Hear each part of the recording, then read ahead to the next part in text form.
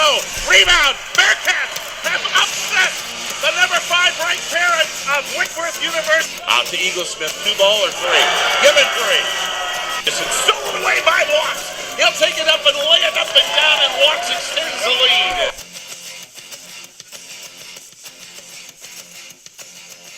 Where Are They Now? Bearcat Hoop audio series getting rolling again here in the fall 2019. We're taping today, September 10th, as the school year kind of gets underway. And last week we had CJ Walker, class of 2019, with us. This week we go back one more year. So 2 years ago, class of 2018, Nathan Sherfey's with me. If you don't remember Sherf Dog, he was last seen making a lot of threes for us his senior year with a group of guys.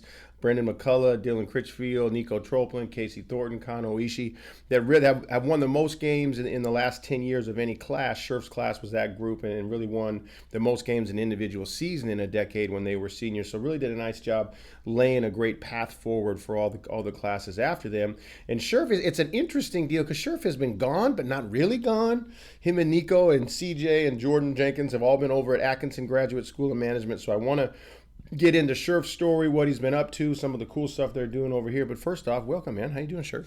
I'm doing well. Thanks, Coach. You know, it's funny. I was at a coaching clinic, I think it was 2 weekends ago, and ran into the coaches from WF West, right? Yep. Sherf's old stomping grounds. And even though this group of coaches weren't his staff when he was there, they still asked me about the legend Nathan Sherfey. So you're still doing great things. And they're the Bearcats, right? Yeah. So I got to imagine you and your mom and your dad, they all had gear coming in. Oh, yeah. Was it the colors were similar, aren't they? They're kind of a maroon. They're more of a maroon, but yeah. Did they use some of it? For 8 years. Yeah.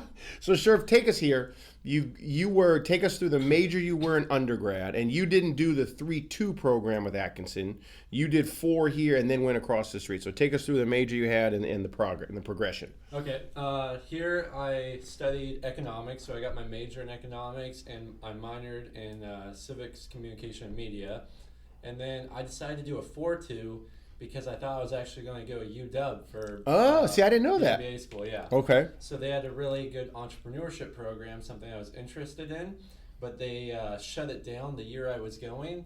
So it was kind of a last minute yes. Pivot. Kind of a pivot, yeah, where I had good grades, but I didn't really. My mom was pretty upset I didn't go apply to more master's program or MBA schools, so I kind of had to hurry, and luckily Willamette was willing to take my money. Well, and it wasn't like you were a hard admit, like you were an ABC all academic honors kid for us throughout your time here, right? What was your undergrad GPA? Like 3.7. 3.7. So it wasn't like they had to worry about you, like could you do the work? Yeah. But talk first the economics program here at Willamette, because I think a lot of people when they hear liberal arts, then they start thinking about, well, how can I get specific in certain things? What was the main, is economics here at Willamette, is that theory? Is that supply and demand charts? Describe economics undergrad. Yeah, it's basically both those two things you named.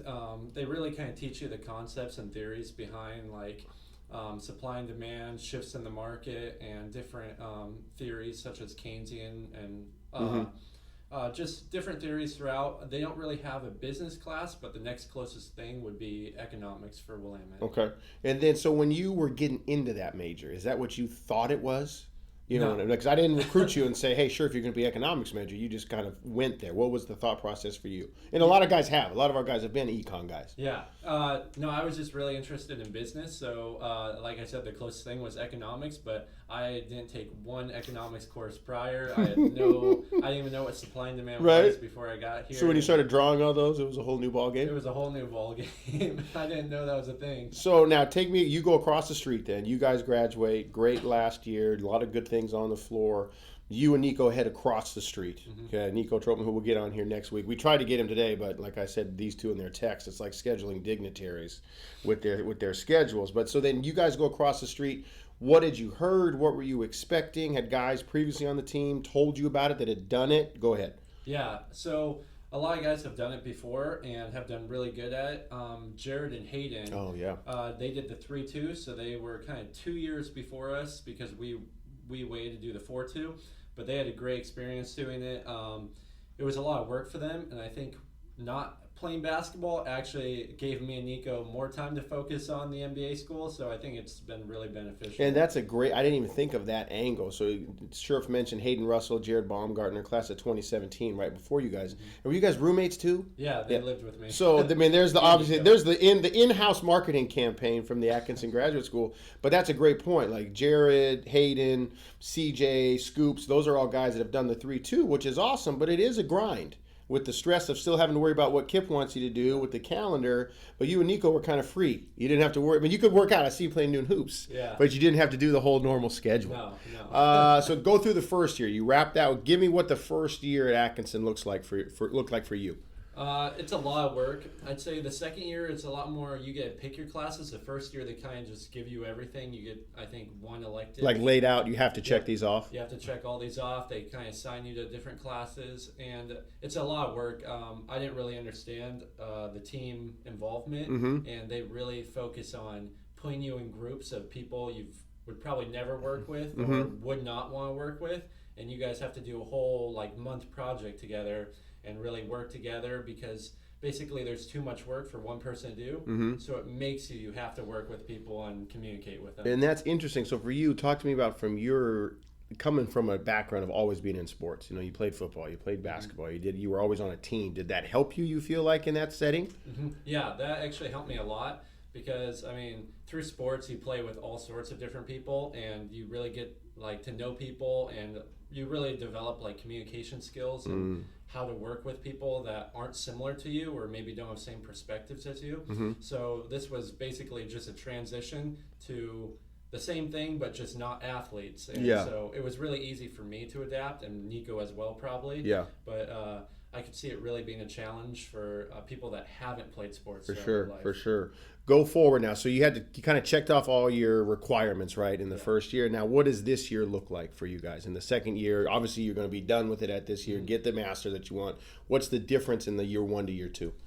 So now that year 2, I get to pick, so I'm really interested, like I said, in entrepreneurship and finance. So all my classes are based around you got that. to specialize in that now. Yep, Okay. Yep. So I'm doing a lot more of the things I want to do and I'm interested in, rather than just kind of learning. I didn't really have a huge interest in operations or HR, and those were things I had to take my first year and kind of just get through it. Have you carried those groups forward, those teams? Are you still in those? Are there new teams now in your second year for projects? Yeah, new teams. Basically the whole, we had 62 people I think in our class, so everyone kind of divided into what they're going to be focusing on, and then you kind of now work in groups with those new people. Gotcha. What are other tracks available over there? So like you mentioned, you like the entrepreneurial part of it, or is there an accounting track? What's over there? Yep, there's anything from accounting to global management to some of the ones I haven't listed, marketing is a really popular one.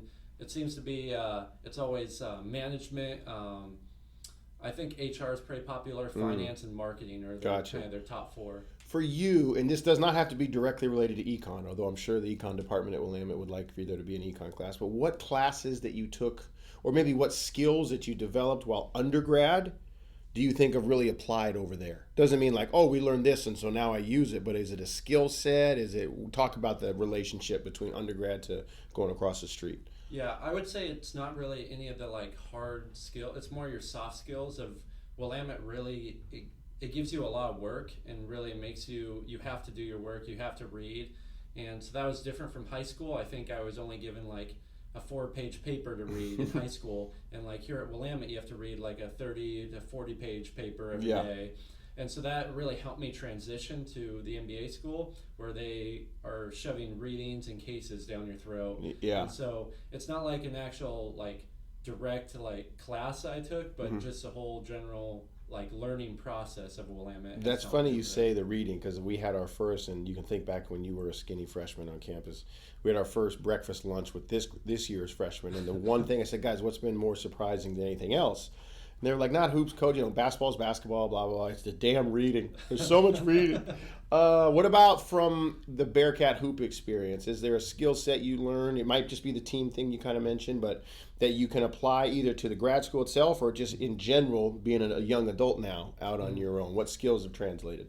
I mean, probably to be honest, is reliability. Like in basketball, like your teammates all rely on you to do your workouts, to go do your like different things and drills. You have to like always give 100%. And like there's some students at the NBA school, like you tell them, like they even say they're going to do this part of the project, and then they come back like 2 days later and they're like, I didn't do anything. And it's shocking to me that some people like that's how will say they're going to do something and then not do it. Well, like if that happened in basketball, I'm going to spend all day running lines for you. So. Yes, that's a good take to look at it. Tell me about this Portland class, because I know I texted you and Nico last week. Well, first, let's go here first. Tell me about your summer in between this year that's just started and your first year graduate school, because I know most of you guys have got internships or paid internships. Tell me about yours. So I actually did all my other internships I've done throughout the years have been like with banks or finance. Because when you were playing, you had one, right? Last year you had one. State Farm. Yeah, State Farm. During the school year. Yes. Where, that was just, I was cold calling every day, that kind of stuff. Hey, it taught you what you didn't want to do. Yeah, exactly. Go ahead, keep going. No, this summer, instead, it was still an internship, but it was actually with my grandpa for his company up in Redmond, Carnation area. Okay. Called Remler Farms, where they're like, they do big events like company picnics for like Boeing and Microsoft, but they also have a pie company. So I did all the financing. And like debits and credits and accounts receivable and that type of fun stuff. Well, away from not more of the accounting part, but more of the finance. So I got to work with inventory and spreadsheets like that, and do Was that in an office? Were you out and about more? What was the day to day? It was actually probably more in the office, but he always had different projects coming up. Such as they're going to a brewery's going to try to move in and put a building on the location, so I had to work with them. Mm-hmm. They also had different RVs that we quickly made an RV park for these construction crew that came in, and so they got to live somewhere while they work. Exactly. So we did all sorts of things. So I went from having to manage an RV park and collect rent and do different stuff with that whole thing, to talking with people that wanted to build a brewery and just scheduling for my grandpa, and then also doing inventory day to day. Wow. So, but it sounds like a varied job, like a singular description, but you got all kinds of different stuff to do. Yeah, it was a lot of stuff I didn't know how to do that I kind of got just put in that situation. Could you see yourself doing that later? I could. I kind of wanted maybe do something my own. I love my grandpa. I love working with him, but I don't know. We'll see what happens. Right. So now go fast forward this year, and I got a hold of you and Nico, but you both had a class in Portland that's through this, yes? Yeah. Go. Okay, so the class in Portland, so we go to every Friday. It's this called Angel Investment class, and basically we hear different startups, and we basically find out if we're going to invest money into it. So this year, me and a kid named Nick on the soccer team, we are going to San Diego once a month. What? We're going to hear biotech and tech startup pitches. Yeah. And we're going to hear probably, I think, 10 to 15 every time we go down there. So we're going to go down there. It's a year class. Yeah. So go down there once a month and then bring back what we hear, and then basically do due diligence, talk, find out, and then if we decide, the class can decide, and our professor, Robert Wiltbank, he will invest $50,000 into that startup. And it's been really good. That's amazing. Yeah.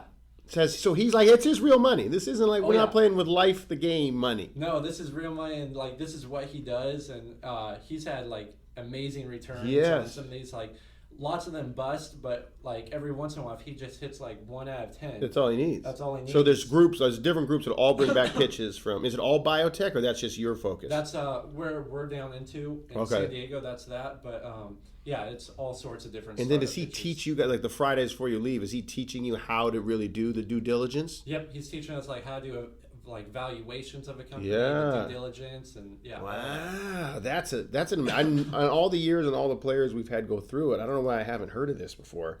And it's somebody's money. It's somebody's $50,000. Yeah. Have you been down yet to San Diego for one? Nope. The first one is the 19th coming this 2 Thursdays. Good for you guys. And that flight's taken care of by them, by Yeah, so basically we have to like schedule the flight, and then they reimburse us for the flight, hotel, everything. That's amazing. That is really cool. That might have to be something we bring you back on and talk about.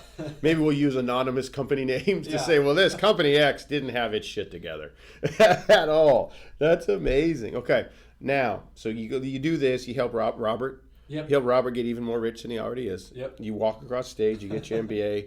Then what? Are you working on that plan right now? Is that we'll see what happens? Go. Yeah, it's going to be more of we'll see what happens. I mean, like for anybody who's still worried about like I don't know what they're gonna do, like I'm 6 years into school and I still have no idea what I'm gonna do. So does your mom and dad get on you about that, or is it because it's not a panic? There's no reason to panic. No, they're not panicked at all because like I can easily go get different small jobs here and there. I mean, like I've done tons of internships where they want me back. Right. And like even like stuff as like when I did in high school of being like a bank teller and stuff like that I can go get a job, a small job like that. But I don't really know what I want for a career path, and so they might kind of be harassing me about that. But it's not. Figure it out, son. Yeah. Figure it out, son. Let's transition a little bit. We got about 5 minutes left. What do you miss the most about being a college hooper? Mm-hmm. What do you not miss at all? Okay. Because there's definitely both, right? Yeah. There's definitely both. Go. What I miss, so it's so sad every time I come back to the gym to watch these guys and like watch them play a game. I just really want to get back in right? it. And like the lights and that competition. Yeah, everything about it. Just like, I don't know, just with the whole team, whether it's, even if I'm on the bench, it's just such a different atmosphere. Yeah. And like, it's a whole new world when you're like a part of it. And then what I absolutely hated was the like conditioning and practice. So like, I look back and like, they're doing the Hoops 101. Yeah. And I walked in today and they're like sweating and like tired, and I was just like, "Oh, that was the worst." Right. Let's just play the game.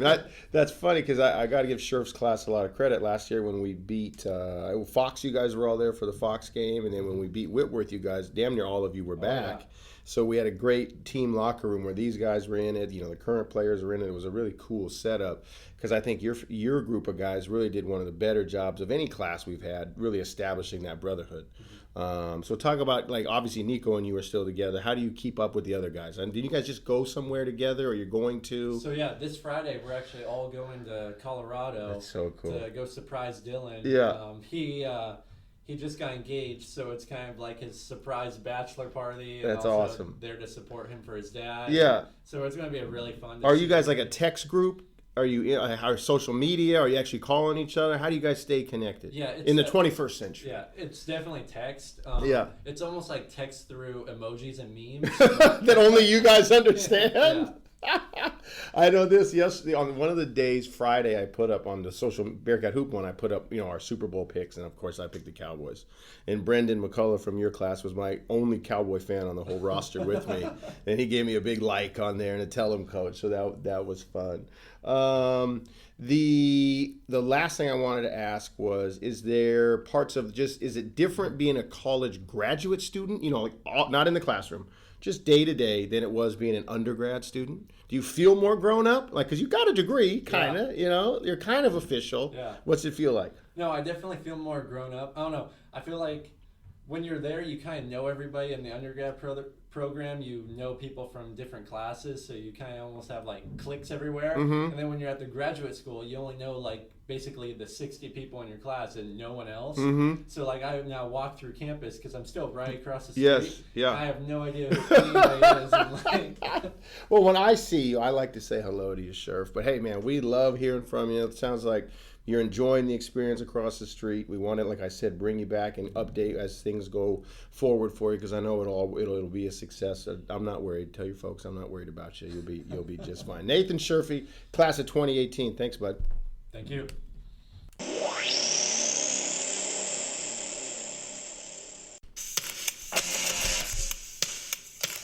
Drive and dribble, watch, double clutches, left side Barber for three. Here's Sutton, great move to the hoop, spun, and he just schooled his defender.